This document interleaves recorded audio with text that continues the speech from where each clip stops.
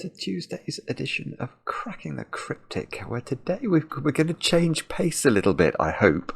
We're going to try a puzzle called Easy Arrows by Eric Rathbun. And Eric submitted this to the channel in response to a request I made about a month ago, where I said we would love to get some slightly easier puzzles that still have loads and loads of interest in the solve path. And Eric immediately sent this one and thought it would be suitable. So this is what we're going to attempt. It's got a whopping high rating, as all Eric's puzzles do, on Logic Masters Germany, and hopefully it will live up to its name and actually be easy. We will see in a moment or two's time. There's also a knight's move constraint in this puzzle, by the way. But before we kick off, I've got a couple of things to mention. I'm going to start actually with a very special birthday to a very special viewer of the channel, David Ratner. It's your birthday today. Happy birthday, my friend. If you are a fan of the channel, you're probably familiar with David's name because he is relentlessly positive. He comments on every video, always with something delightful.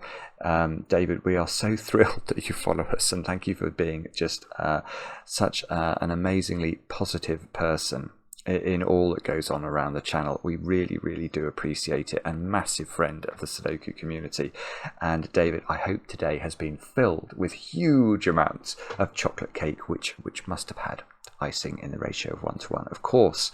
Other than that, the other thing I wanted to mention at the start of this video is yesterday's puzzle.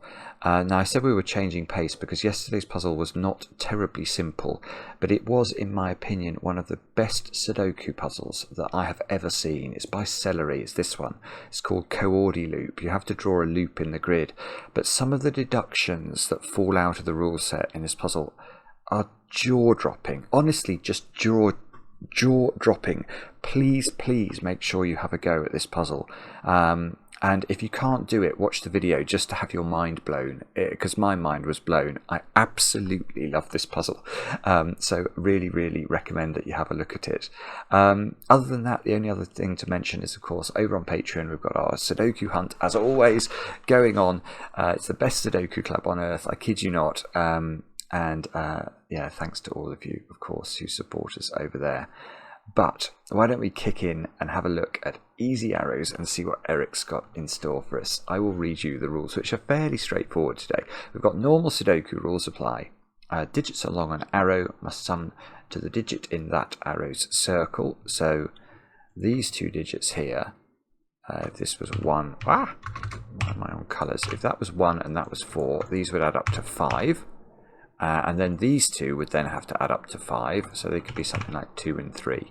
So this will be, well, this could be the way this arrow actually ends up. I really hope I haven't lucked into that. If I did, it was serendipitous.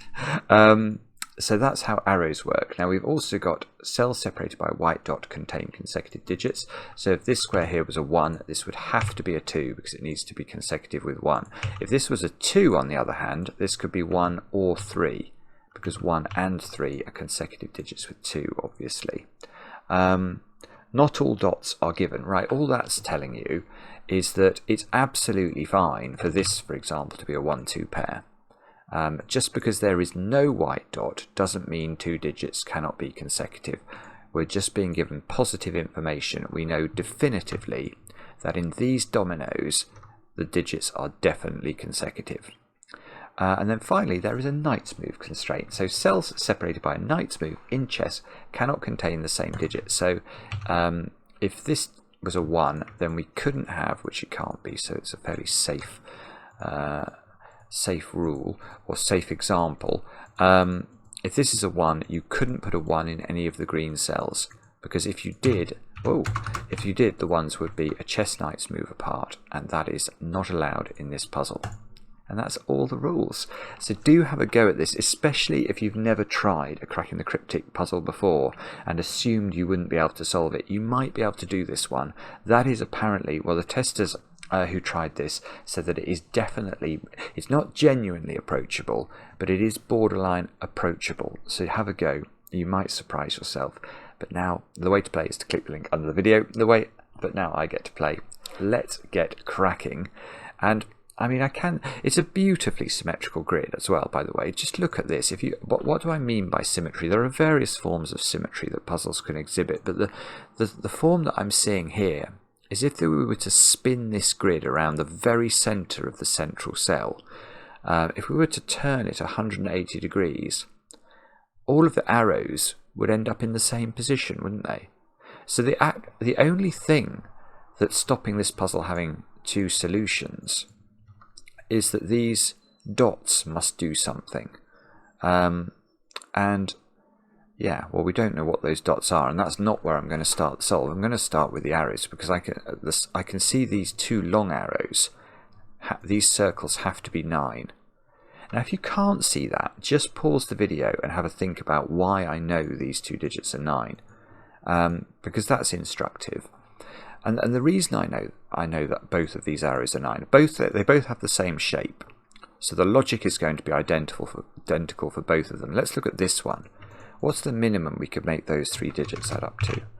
Well, we could put a 1, 2, 3 triple in. We couldn't put anything less than that, or we'll break the rules of Sudoku. So the minimum sum of these digits is 6. The minimum sum of those 2 digits would be 3 if we put a 1, 2 pair in. So this has to be at an absolute minimum 9, but it can't be more than 9 because there are no Sudoku digits bigger than 9, at least not in this particular puzzle. So we immediately get some things done. Right, and now I think we must do Sudoku. Now that's outrageous, Eric. You have made me do Sudoku after 6 minutes 37 seconds of your puzzle, and doing Sudoku so early on in a Sudoku puzzle feels completely anathema. But look, where do 1 and 2 go in box 5? Well, they've got to go in 2 of these 3 cells. Could we put 1 or 2? Oh, I'm wrong. Oh, no, I'm not. No, I'm not. No, I'm not. I suddenly thought that this digit could be a 2. Of course, it can't be. And it can't actually. It couldn't really be. I just suddenly paused about the thought of a double 1 arrow, because obviously these cells don't see each other by the mechanism of Sudoku or even Knight's Move Sudoku. But no, this digit has a minimum value of 3, this digit has a minimum value of 3. So a double 1 arrow is not possible, so this cannot be a 2. So these squares are a 1, 2 pair. And now I want to colour. I'm sure I don't need to in an easy puzzle, but I want to. Because I can see that I can colour my 1s and 2s. I want to do it. I'm very close to doing this. I won't do it yet, but I might do it. What do I mean by colour? What I mean is that this cell, for example, I know which of these it is, because it can't be the same as a digit that's a knight's move away from itself. So I know for sure those 2 digits are the same. And by applying the same logic up here, and knowing these 2 digits are the same, I actually now know these 2 digits are the same as that one. And it's possible, I don't know if it would work, but it is possible we might be able to disambiguate the 1, 2, 3 triples that way. But I've seen something else, so I'm going to use that instead. On the assumption we're not going to have to go fully chromatic today. What I've seen relates to this cell, actually. Now, yeah, okay. Now this is just because I've done a lot of Knight's Move puzzles before, and I've seen this sort of pattern before. But I want to think about these 2 cells on this arrow, and to ask, what's the lowest digit we could possibly put into both of these cells? And the crucial thing to understand there is that this little triumvirate of 1, 2, 3 triplage rules 1, 2 and 3 out of there, and rules 1, 2 and 3 out of there. Because of the Knight's Move constraint. So let's try and make this, well, we can see it can't be a 1 or a 2. Could it be a 3? Well, it can't be, because it sees all 3 of those green cells. It sees this one by Sudoku, this one by Knight's Move, and this one by Knight's Move. So this can't be a 3. So the minimum value of this square is 4, but the same logic applies to this cell. It sees all 3 of those because of the same sort of constraint. So these cells now, well, now it's beautiful. Now it's beautiful because each of these cells individually has a lowest value of 4. But let's look at the central box for a moment. These can't both be 4. So one of them is at least a 5. And the one of them that's at least a 5 is going to go with at least a 4 on the end of its line and force the central digit to be a 9. Now what does that mean for the one of these that turns out to be 4? What's it going to have in its point? It's going to have a 5, isn't it? So there is sort of a 4-5 thing going on along this arrow.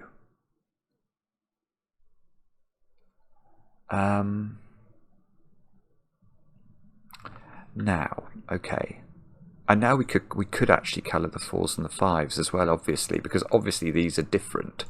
So these two are the same. I think I might need to do colouring, but I certainly want to do it, so I am going to do it. I might start with 1s and 2s, and then we'll go on to 4s and 5s. So let's start with 1s and 2s. That cell is the same as that cell, which means this cell is the other version. Actually, we could use green, couldn't we? Let's use green. That's green, so that's green. And now this must be purple, because purple is by definition not green, and that must be green. Now, can we extend this logic? We can, because let's go back to this triple and ask which of these is purple. Well, it's not this one, and it's not this one because of the Knight's Move constraint, so that's purple. And that logic must work in exactly the same way with this triple and green, mustn't it?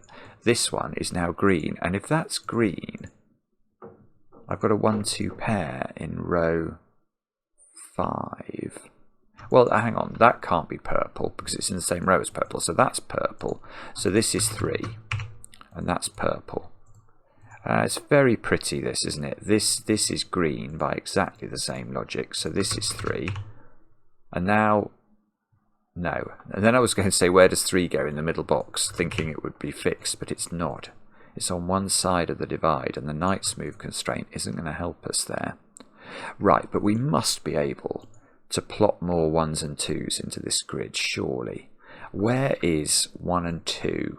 Where's purple in this box? Ah, it's close. It's very close to being forced. What about purple in... what about purple in this box, actually?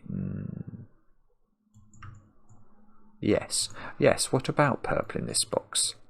Because this purplage rules purple out of those two cells. Sudoku rules purple out of those cells, so purple sits in the corner. So that means we don't have the opportunity for a 3 in the corner here. And I think by logic, by symmetry, we're going to find green goes in the top corner. So we're running out of 3 in the corner possibilities. But purple now, where does it go in box 7? It has to go there. So this is purple. Now that differentiates the purples at the top, which is beautiful. So are we going to fill a whole... We are. We've now got 4 purples looking at box 3. And whenever you have 4 of one digit looking at a box, you can always position that digit within the box. So we should be able to do all our 1s and 2s in this puzzle now. So let's check. Green can't go in those two, so green does indeed go in the corner, which means green goes here in row 3. It goes here in box 9, and then it goes there in box number 7. This is very pretty, isn't it? Oh, now, okay. Now I can see, I know what green is now. I'm going to use that. I mean, that seems to be a very natural way to. I mean, I was wondering whether I needed to colour my 4s and 5s, but I don't need to do much to extrapolate from this being green. It's on a white dot. So what is this digit? It's consecutive with 1 or 2, but it's not purple, is it? So it cannot be 1 or 2. So the only thing it can be is 3, and that means loads of things actually. Let's do 3 first, because 3 in column 1 has to go there because it can't go a Knight's Move away from itself.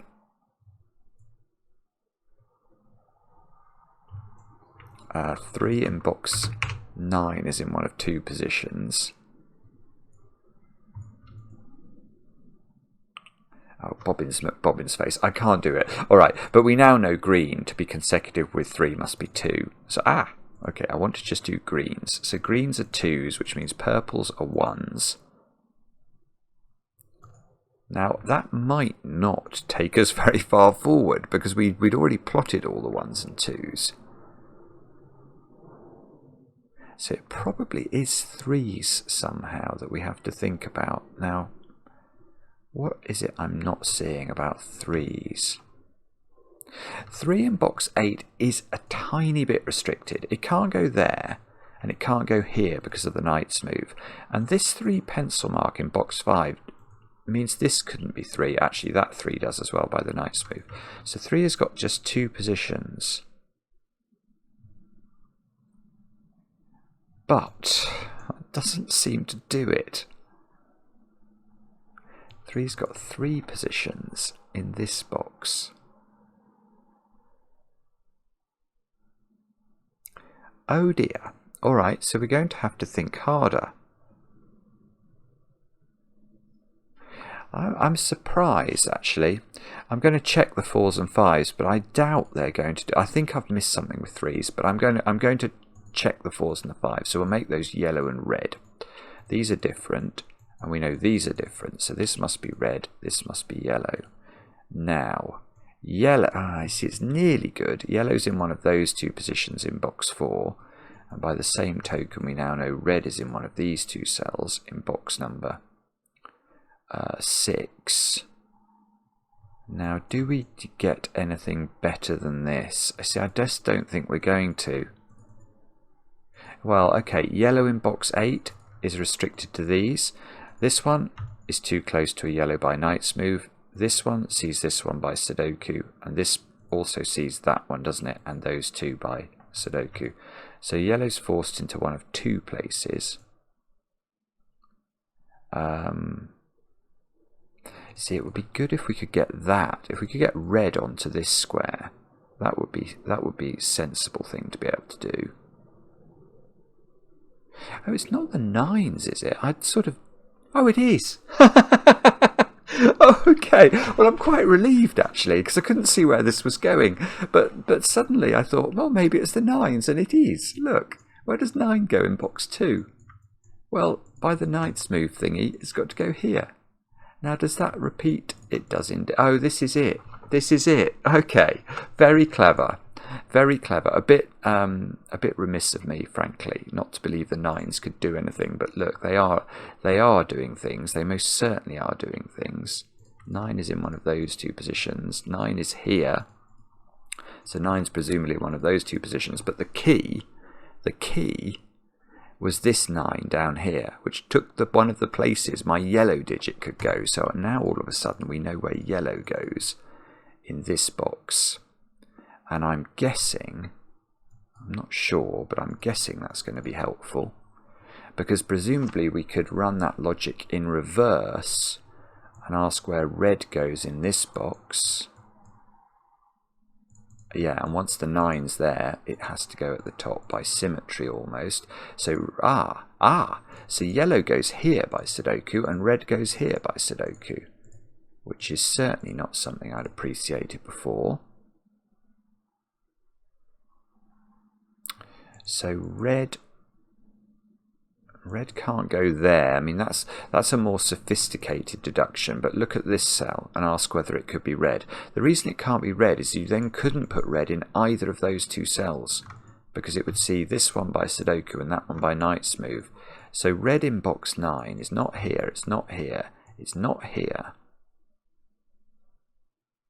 It's in one of 3 places. Oh, and it's not there actually. Oh, that's gorgeous. Right.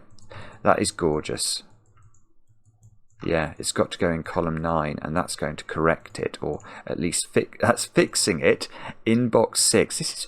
This is not a genuinely approachable puzzle. It's a very clever, very pretty puzzle, but it does, I think, require colouring, and it is gorgeous.